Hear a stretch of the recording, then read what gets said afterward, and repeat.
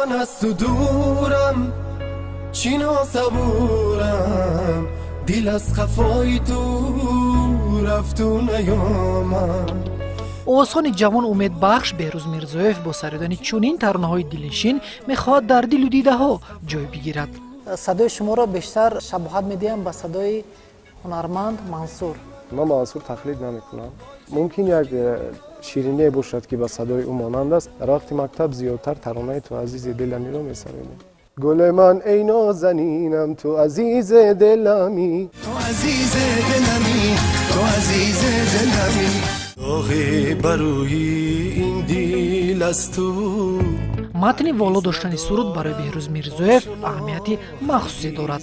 معنی رو خوب میفهمم و هیچگاه از پای کلمات بی‌ساده و کوچگی نیست. لحظه های انتقام بود، با تو بودن کاری خام بود. در صحنه هنر این آوازخوان جوان آزاد بودن را میپسندد. من میخوام در صحنه آزاد باشم. صحنه جای آزادی. بگانه گشتم نامدی.